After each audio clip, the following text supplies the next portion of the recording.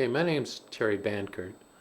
I'm a lifelong resident of the city of Flint. I'm 63, I have a business downtown, I'm an attorney, but that's not what I'm here to talk to you about. I used to be a lot of things. I used to be city clerk, I used to be ombudsman, I used to run a neighborhood group, and I used to be very active in the community. I simply wanted to take this opportunity to explain to you something that I think is very important that may be on the horizon. Several years ago, I spent a little bit of time trying to encourage people to support the election of a charter commission. I wasn't successful at that. But now, the emergency financial manager, based upon the recommendations of a committee, based upon press releases that have already gone out, has indicated that they very well may put on the ballot for you, the voters of the city of Flint, to choose the election of a charter commission. And there's a lot of confusion about what that means, okay? Here's how I would view the election of a charter commission. In all the change that's been going on in Flint, all the turmoil, the election of the emergency manager, or the appointment of the emergency manager, the diminishment of the role of the mayor and the council, our city assets being sold off or services privatized. This will be the first time that the citizens will be able to come to the table and take back control of their city by the legal mechanism of a charter commission. And here's how this works. Number one, the emergency financial manager will not control it. You will. Number two, there's no foregone conclusion as to what a charter commission will do. It can choose to do nothing. It can say that the charter is fine. It can say that there needs to be some amendments, which won't radically change the charter, but will tweak it, or it can say that the charter fundamentally needs to be changed from, say, strong mayor to city manager. That's called revision. So I have my own opinion in terms of how this should all end up, but maybe that is even adding to the confusion. Only the citizens of Flint, under the current statutory arrangement, can decide to revise the charter by switching it from strong mayor to city manager, or strong mayor to some sort of a hybrid council, as was recommended, okay, or another form of government. Only the voters can do that. That is the doorway of opportunity for this community to get involved in this issue discussion. And this is how this will work. You can put the question on the ballot by a petition drive. I tried that and failed. I couldn't get the support to do it. I couldn't get the numbers. It was a large number of signatures that we had to get, and I couldn't put it together 2 years ago. It would take a petition drive for you, the voters, to decide this without anybody else helping. The city council, before the emergency manager, could have voted to put the charter question. And the question is, do you, the citizens of Flint, want to form a charter commission to take a look at your charter for the purposes of amendment or revision? That's the question. It's not the final answer as to what the charter will be. It's simply, do you want to open the door? So the city council, when they were in power, could have, by a vote, put the question to the citizens, do you want to elect a charter commission? By a supermajority, they could have also at the same time called for the election of candidates. I think Detroit did this. So you go into the ballot. One, there would be a nominating process. There's one charter commissioner per ward, so that would be 9. The city clerk would announce how you can get your name on the ballot. There would be numerous people for each position. Then there would be an election for the candidates per ward. And at the same election would be the yes or no question, do you want a charter commission? So therefore, if the yes votes prevail on elect a charter commission, then the top vote getter in each ward would become the charter commissioner. Now, it's August, early 2nd or 3rd, I think it's August 2nd. There's going to be a deadline for the last time, probably 30 days out, maybe even 60 days out, that it has to be announced that it's going to be on the ballot, and if the candidates are going to be on the ballot at the same time, what the process is. The environment that we're in now, today, is that the emergency financial manager can step into the shoes of the city council. Okay? So the emergency manager can decide to put the charter question on the ballot, and his blue ribbon committee made that suggestion. It's not to decide. He can't force the city into a city manager, because you still have that choice. A lot of people don't understand that. It doesn't mean that if there is a charter commission, they're going to do what the manager says. No, not at all. But he can choose to put it on the ballot for the November election. He can also step into the shoes of the council as a supermajority and put it on the ballot to elect the charter commissioners. Now think about this. It just took me 3 to 4 minutes to explain this process to you. I probably still confused some of you. The grassroots people, the neighborhood groups, the regular citizens in this community aren't going to quite understand the process. The inside people already know what the emergency manager is going to do. They are already lining up their charter commissioners. They are already organizing for the petition drive. I believe it's a petition drive. They're organized, and so if the emergency manager says, we're going to have this question on the ballot in November, and we're going to elect charter commissioners, the inside people have a tremendous head start. Once he makes that decision, it's going to take the community 2 or 3 weeks to react, and you might be on top of a deadline. So my message today is, at the end of the day, I'll add, if their city is going to switch from charter commission, from strong mayor to city manager, that will still take a vote of the people, because the charter commission will make a recommendation to the community.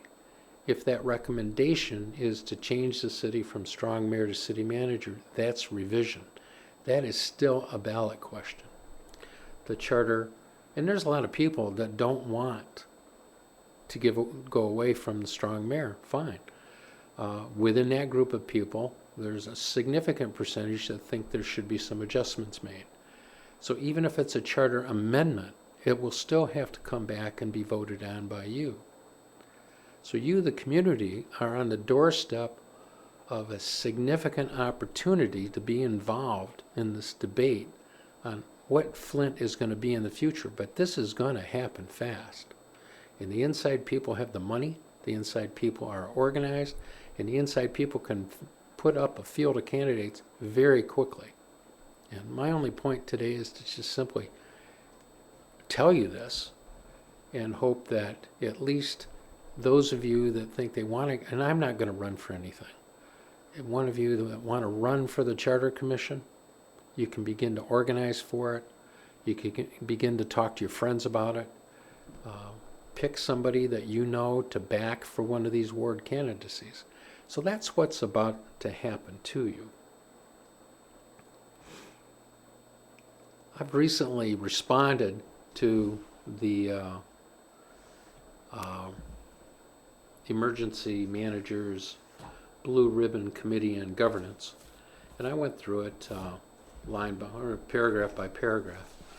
And basically what I found is that this hybrid form that he's suggesting won't work. I think what they did is they created a position for Dane Walling, because here's what they recommended. We'll go to a city manager form of government. A traditional city manager form, and they have to have a charter commission to do that. The Blue Ribbon Committee's report doesn't cause that to happen. Early can't cause that to happen. Only the majority vote of the people who choose to vote on election day, voting yes or no, can change the charter from one form of government to the other. So there's a long ways to go, and the only way that I think the only way they can get this bias is to make it happen very fast, and we need a lot of public debate on that. But here's what they've suggested. They didn't say how many council people to have. I have my idea of a number, but I'm not going to confuse things right now. They did not recommend a number. They said the Charter Commission should do that. Okay. And what they're recommending is a hybrid form, okay, well, of city manager. And so they're recommending that one city councilman seat be at large. Means everybody in the city gets to vote for him like they could have voted for mayor, and that position automatically becomes president of the council. I would assume with all the powers that the current president has, which is to make committee appointments and be the spokesman between meetings. I think it's nothing more than an opportunity for those that are in the know and have the resources to run the candidates citywide, have the resources to control a council, to appoint a manager. They've just got two people they have to deal with.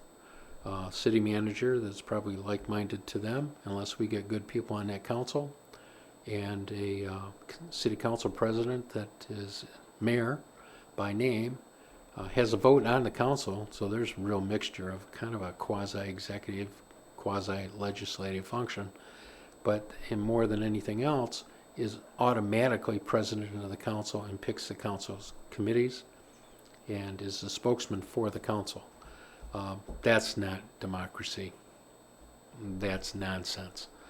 But the real value in this report is the door opener for you, your neighbors, your friends to get directly involved now in the decision-making process for what Flint will be by supporting a charter commission and backing candidates from the neighborhoods, not from downtown, not people that have been involved before like me, but neighborhood group leaders, community leaders, your pastor, your union president, people that haven't been directly engaged in city affairs, to come in and say, okay, let's see where we want to go with the city of Flint. Because we really are at what I call a cusp of change. Like it or not, we've gone through the master plan process.